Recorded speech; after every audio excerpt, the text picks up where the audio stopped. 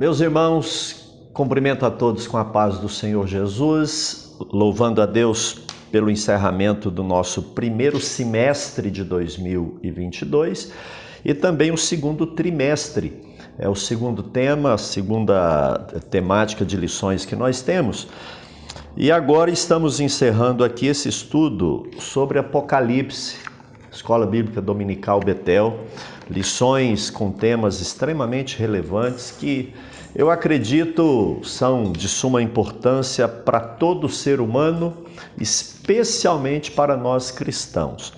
Hoje nós estamos aqui, 26 de junho de 2022, com a lição de número 13. E essa lição ela tem o tema Um Novo Céu e uma Nova Terra. Preste atenção, que tema interessante. Como é que vai ser esse novo céu? Que história é essa de nova terra? Meu Deus, né? Então é um tema muito interessante. O texto áureo é Apocalipse 21:4, que nós vamos ler no texto logo aqui embaixo. A verdade aplicada é: a revelação divina sobre o final da presente era deve nos despertar para um viver em santidade e perseverança em Cristo. Olha que maravilha, né? A revelação do fim, na verdade, é um despertamento para nós.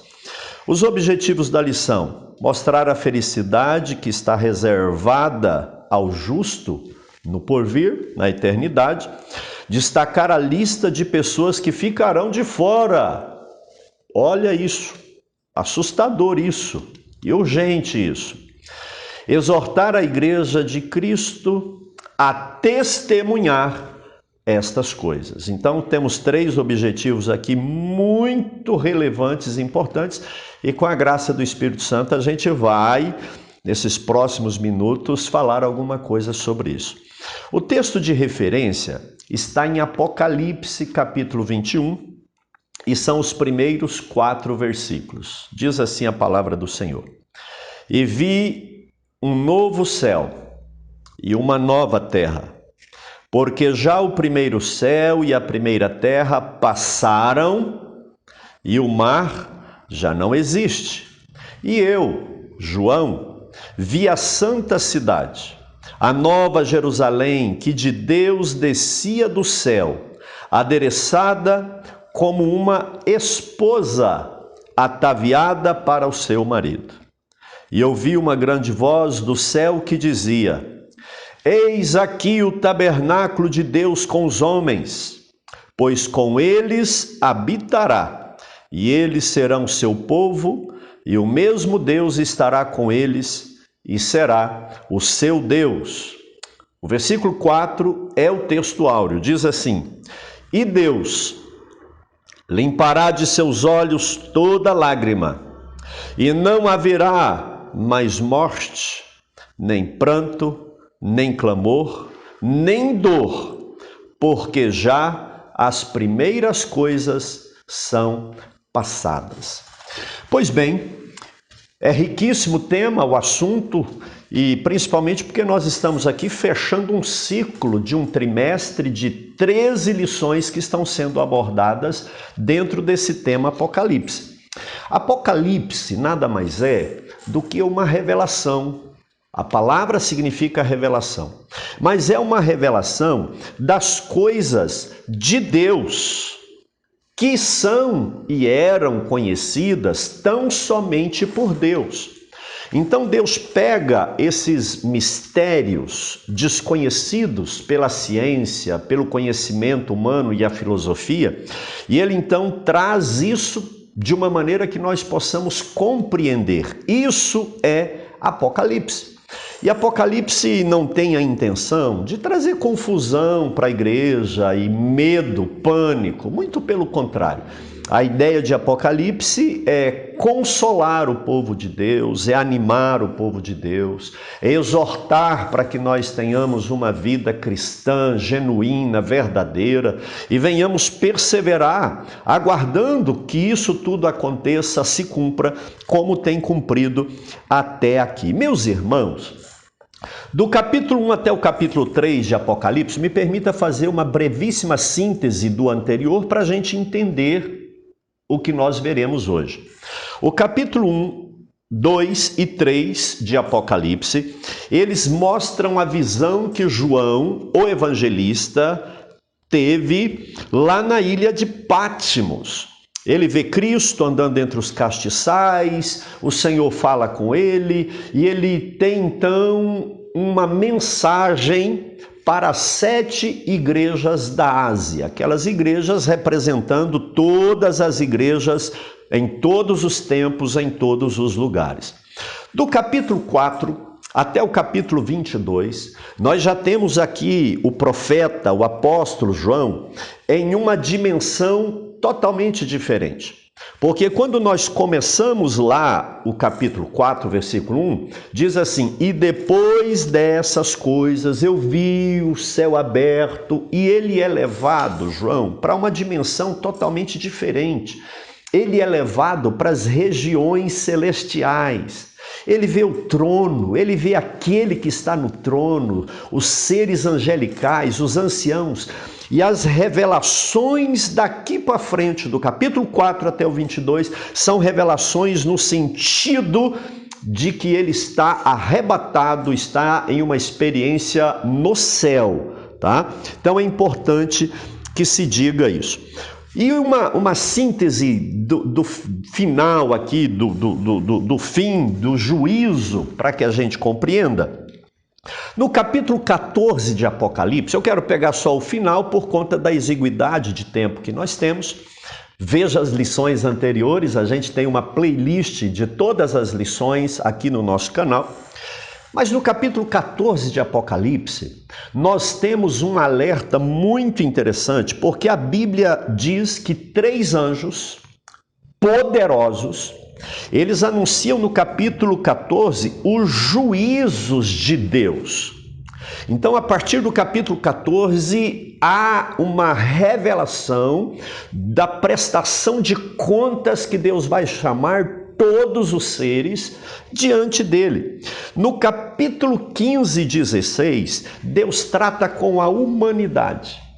E ele então derrama em toda a terra as 7 taças da ira de Deus. Ah, meus irmãos, que tempo terrível vai ser esse, em que as pessoas desejarão a morte. Vai ser um tempo terrível. E que o Senhor nos livre disso, né? E todo o seu povo.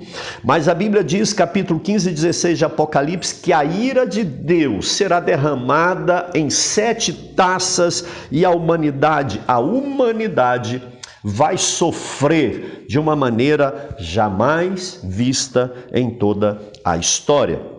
No capítulo 17 e no capítulo 18, nós temos a revelação da queda da Babilônia. E no contexto apocalíptico, eu quero chamar a sua atenção, porque os nossos irmãos lá da igreja dos primeiros dias, eles não tinham dúvida, hora nenhuma, que Babilônia, dentro desse contexto, para aquela época, era Roma, era a capital do mundo, era a cidade que estava assentada sobre 7 montes, era de onde vinha a regência dos governos tirânicos que perseguiam a igreja, que torturava nossos irmãos. E trouxeram muito tormento nos primeiros 3 séculos da igreja.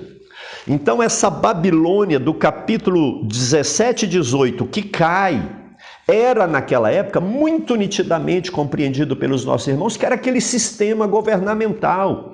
E hoje, por mais que tenha migrado de Roma, da Itália, isso já passou pela Holanda, pela Alemanha, pela França, a Inglaterra, o Reino Unido, sempre há uma nação dominante, um sistema de governo que coordena e que dá as diretrizes. E é interessante, porque o Império Romano, por mais que o centro do governo político tenha saído de lá, o governo religioso ainda continua lá. Uma segunda situação é que o sistema de governo que se arrasta a partir daí, ele continua sendo um sistema de governo de compra, de venda, corrupto, corruptor, violento, agressivo e que persegue a igreja. Hoje nós vivemos uma época que esse governo está na América do Norte.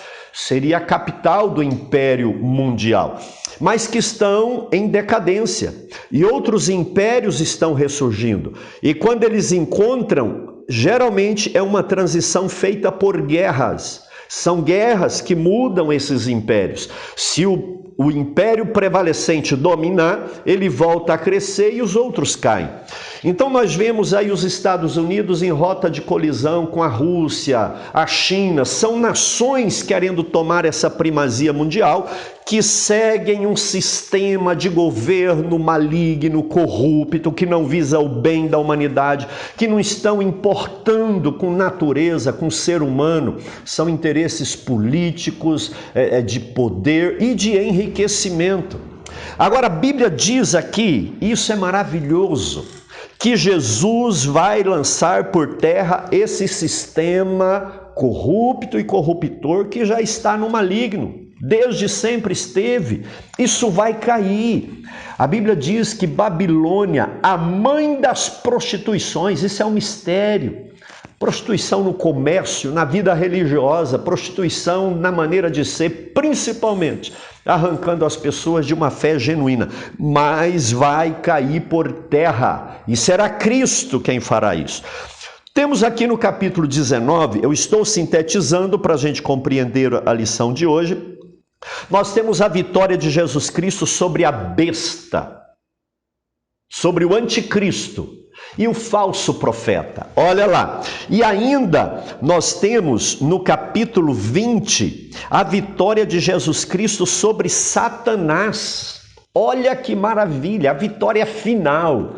Ele já antecipou isso no Calvário, ele já mostrou quem é vencedor, mas o diabo ainda tem as suas influências, Satanás ainda tem o seu séquito, o seu poder nesse mundo. O reino de Deus está sendo implantado e os da treva está sendo destruído, mas haverá um dia em que Satanás será de fato destruído, dizimado. É o triunfo final de Jesus sobre Satanás no capítulo 20. E ainda, no capítulo 20, nós temos o juízo final lá do trono branco, sobre todos os seres. Todos, desde Abel, que foi o primeiro a perecer, até o último homem a sucumbir. Todos hão de comparecer diante do trono branco para julgamento. Aí acaba o capítulo 20. E nós começamos o capítulo 21 com a leitura que nós vimos hoje, com João dizendo assim: e vi um novo céu e uma nova terra, porque já o primeiro céu e a primeira terra passaram e o mar já não existe. Meus irmãos, essa revelação do futuro da humanidade está dizendo que o destino do ímpio vai ser horrível, que o destino do justo ele vai ser maravilhoso. E aqui está então como incentivo para o cristão, para o justo, e um alerta para aquelas pessoas que estão vivendo de maneira dissoluta, não levam Deus a sério, né? Mas é um chamamento para mim e para você vigiarmos, despertarmos, guardarmos a fé e pregarmos o Evangelho. O item número 1 da lição fala sobre a vontade perfeita de Deus. Ora, Deus ele cria o mundo com uma vontade, um plano, um querer, que eles são perfeitos. O homem estava no Éden. Deus estava lá todo dia, Deus estava presente pessoalmente, era uma comunhão íntima, havia ali uma sinceridade muito grande, mas Satanás ele engana, ele é o pai da mentira e até hoje ele tem feito isso. O ministério de Satanás é o engano e a mentira, então ele nos arranca desse paraíso. Foi assim com a nação de Israel. A história da igreja, sim, a história da igreja. Existem infiltrações do inimigo para destruir essa boa, perfeita e agradável vontade de Deus, que hoje, infelizmente, nós somos destituídos dela. Então, Apocalipse 21 e 22 é o resgatar de Deus dessa vontade boa, perfeita, plena e absoluta e agradável, nos trazendo de volta para o seu querer. Aqui diz de novo céu e nova terra. Como deve ser isso? O que você entende por novo céu e nova terra? A palavra novo é a palavra kainos e significa algo incomum, sem uso, novo. Por isso, novo céu e uma nova terra. Isso quer dizer que o mundo e a criação de Deus, ela vai entrar em um estado glorioso, de excelência, de perfeição, porque os tempos e as estações que nós vimos aqui, dos seres humanos, do anticristo, da Babilônia, do falso profeta e do próprio diabo, já são passados. Já não tem mais influência do veneno da serpente sobre nós. E sobre isso falou o profeta Isaías, sobre isso o próprio Jesus Cristo falou, sobre isso o apóstolo Pedro falou. Na nossa lição nós temos aí uma série de referências sobre isso. Ele diz que viu um novo céu e uma nova terra, porque já o primeiro céu e a primeira terra se passaram, não existem mais. E é interessante que esse verbo aqui, passaram, é o verbo parerkomai. Só para você ter uma ideia. Ele é composto de duas outras palavras. A palavra para, que significa paralelo, lateral, paralepípedo, paralama, paráclitos. Então, do lado, para e erkomai. Erkomai significa vir de um lugar para outro, surgir. Então veja bem que aqui está dizendo, meus irmãos, que a primeira terra e o primeiro céu passaram. E aqui nós temos um comentário do pastor Antônio Gilberto, saudoso pastor Antônio Gilberto, que ele diz que esse verbo parerkomai significa passar de um estado para outro. Então é um estado paralelo em que se transita de uma situação para outra e não necessariamente está falando de aniquilação. Muitas pessoas que acham que toda a criação, a terra e tudo vai deixar de existir. Acabou. E simplesmente vai surgir algo, não é isso que o texto está dizendo. Pedro diz que isso aqui vai ser purificado pelo fogo. Deixa eu te dar um exemplo. Quando você aceitou Jesus, você virou uma nova criatura, você nasceu de novo. Mas você mudou sua essência? A sua personalidade mudou? O seu aspecto mudou? Não mudou. O que mudou é que a influência do pecado em você, que te escravizava, deixou de existir. Então a ideia que a terra antiga, a velha terra e o velho céu passaram, é como a nossa velha criatura que passou e nós somos nova criatura.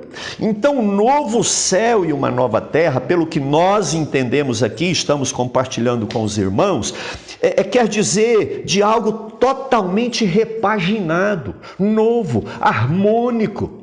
E o profeta Isaías vai dizer que o leão vai comer junto com o cordeiro, as serpentes, os animais, os répteis não serão mais venenosos, não terá violência, será um mundo perfeito. Imagine, sem a influência do diabo, sem demônios, sem agrotóxicos, sem essa doença do capitalismo ou essa ânsia de poder do comunismo. Não tem nada disso, é um governo novo.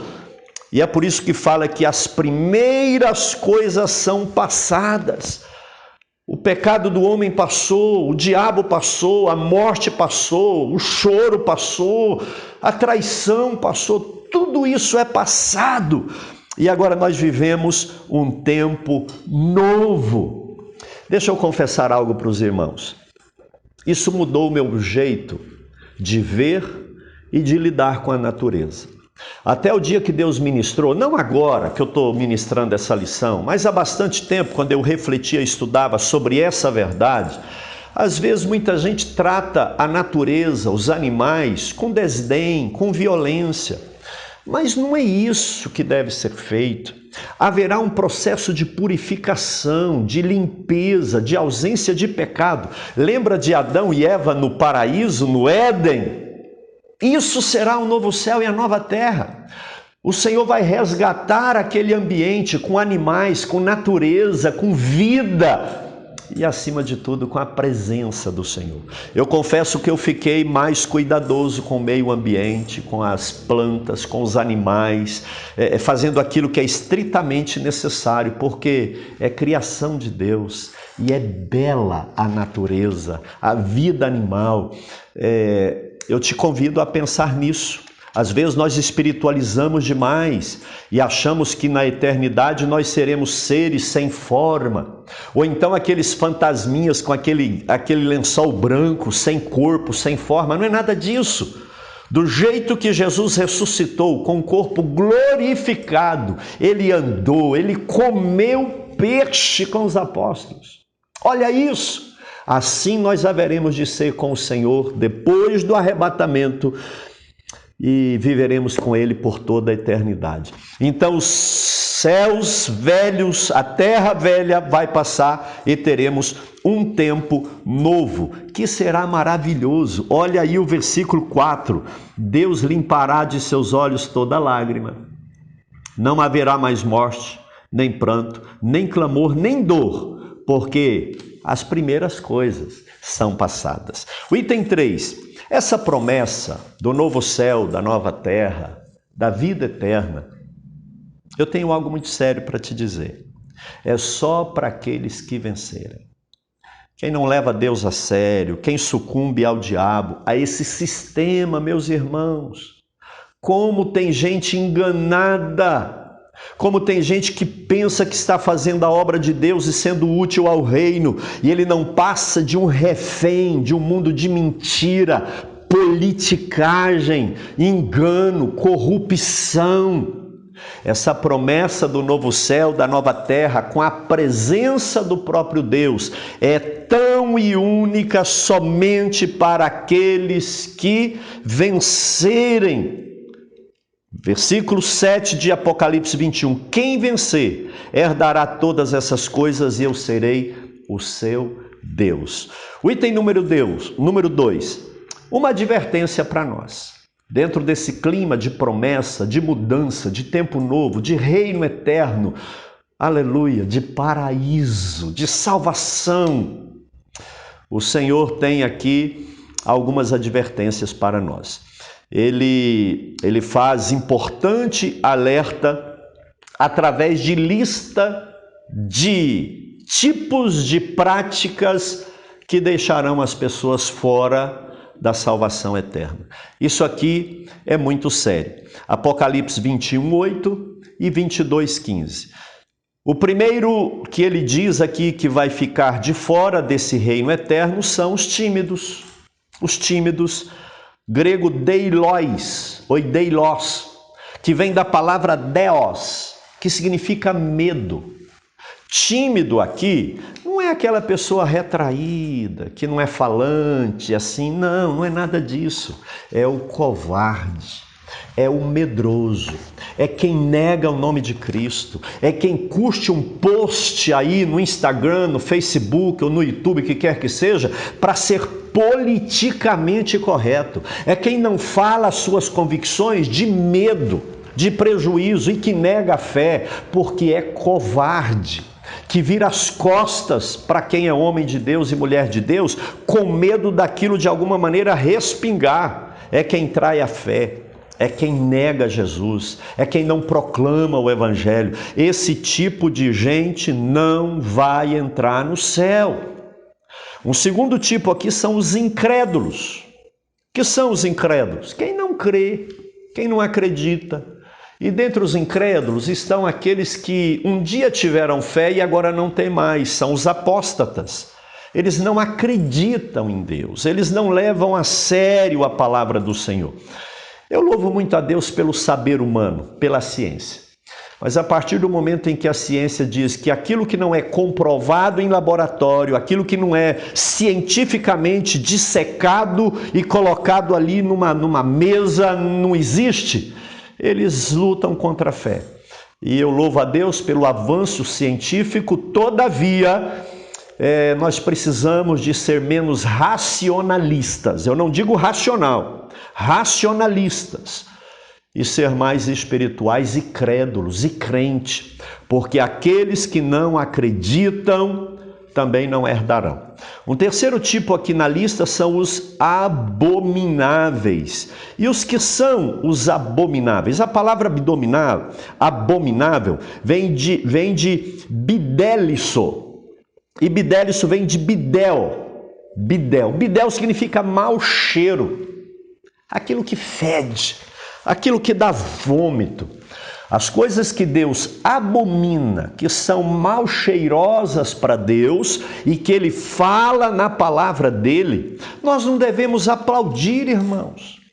Nós vivemos numa época, agora há pouco uma cantora cristã falou do seu parecer bíblico sobre uma relação social e ela está sendo crucificada. É coisa que fede, é coisa que é abominável. E nós precisamos ter coragem, não sermos medrosos, porque o que for abominável, quem pratica isso também não herdará o reino de Deus.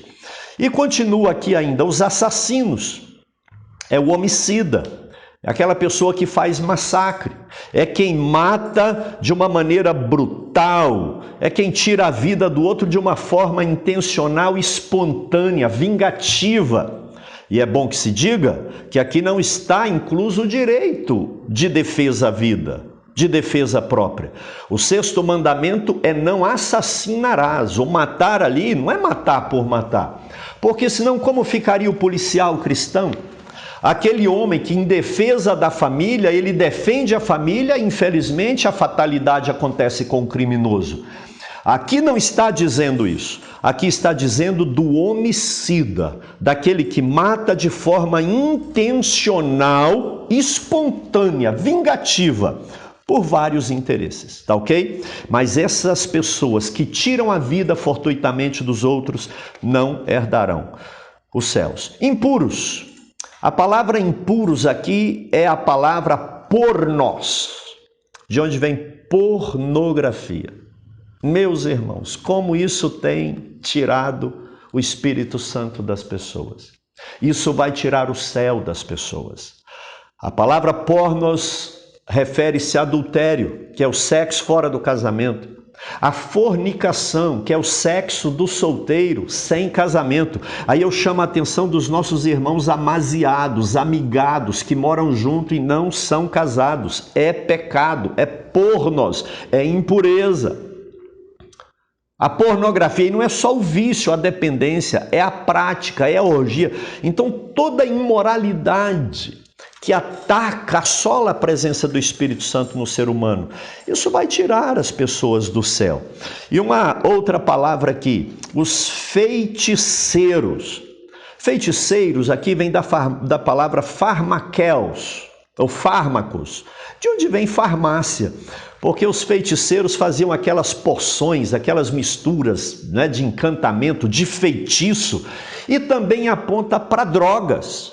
Drogas, porque a farmácia, a palavra aqui significa droga. São pessoas dependentes e também macumbeiros e feiticeiros, à luz da palavra do Senhor. A Bíblia está dizendo, não somos nós. Ainda diz aqui, os idólatras. O idólatra é aquele que coloca qualquer coisa no lugar de Deus. Os mentirosos. Meus irmãos, quem mente e pratica a mentira não herdará o céu. Precisa falar mais alguma coisa no tocante a isso? Que alerta! E aí nós chegamos no terceiro e último item da nossa lição. A última mensagem de Cristo à igreja. Nós temos, tanto no início de Apocalipse quanto no final, uma palavra direcionada por Cristo à sua noiva, à sua igreja, à sua amada. E ele diz aqui, irmãos, no capítulo 22, versículo 16, o seguinte: Eu, Jesus, enviei o meu anjo para vos testificar estas coisas nas igrejas. Eu sou a raiz e a geração de Davi, a resplandecente estrela da manhã. Olha que recado, que mensagem do noivo para nós. E a lição traz aqui que nós devemos testificar essas coisas nas igrejas. Nós devemos compartilhar, falar, pregar, ensinar na escola, pregar no domingo, ensinar na terça, falar no culto de libertação sobre as revelações de Deus. Apocalipse é bênção. Apocalipse capítulo 1, versículo 3 diz o seguinte: bem-aventurado aquele que lê, que ouve, que guarda as palavras dessa profecia. Irmãos, Apocalipse é bênção, é livro para você ler, para você guardar, memorizar, pregar. Não só até o capítulo 3, todo o livro de Apocalipse. Ainda diz aqui que é uma mensagem urgente. Ela é urgentíssima, meus irmãos. Deus manda Daniel selar o livro dele. Daniel, sela, porque está longe ainda. Mas João, no Apocalipse, Deus fala para ele: não cele as palavras desse livro. Não feche a compreensão, porque os tempos estão próximos. O cumprimento está à porta.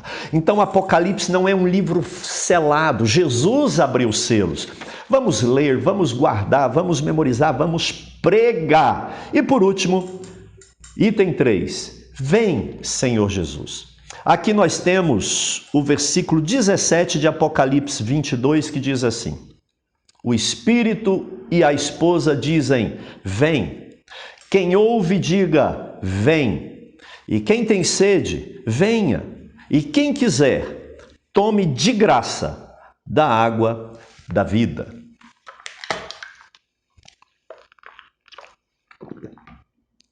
Eu quero. Mas, queridos, nós temos aqui dois convites. Dois convites. O primeiro convite desse versículo é para Jesus vir. Aqui diz que o Espírito e a noiva, e quem ouve, dizem: vem. E o Espírito e a noiva, o Espírito de Cristo, o Espírito Santo, ele está na igreja, ele está na noiva. Então, quando a igreja ora, quando nós falamos, é o Espírito Santo instigando a igreja, a noiva, a esposa, a dizer: vem. E quem ouve, você que é crente, você que é cristão, diga: Maranata, vem, Senhor Jesus. O primeiro convite aqui é para que Cristo venha, para que Ele complete o seu plano eterno, salvífico. E não é só apenas pelo Éden e o paraíso, é para que Ele venha como noivo amado, como aquela pessoa que nós queremos ver a face, adorá-lo por toda a eternidade. Ora, vem, Senhor Jesus. Mas existe um segundo convite na parte final do versículo. Quem tem sede, venha. E quem quiser, tome de graça da água da vida.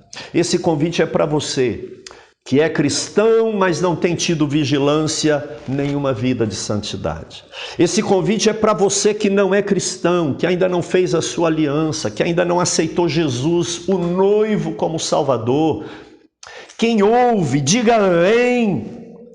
A noiva e o Espírito Santo está dizendo: vem, noivo. Mas você que ainda não é noiva, que não é igreja, aqui está dizendo: quem tem sede, venha. Venha ser igreja, venha ser cristão, venha entregar sua vida para Jesus, venha ser batizado com o Espírito Santo, venha viver o melhor de Deus nessa terra, porque é de graça. A água da vida, que é o Espírito Santo, a vida eterna, a salvação, é de graça. Jesus Cristo pagou o preço da minha e da sua salvação. Por isso, meus irmãos, eu encerro esse trimestre com muito temor na minha alma e no meu coração, dizendo: vem, Senhor Jesus. E dizendo para você: venha consertar sua vida, venha para a igreja.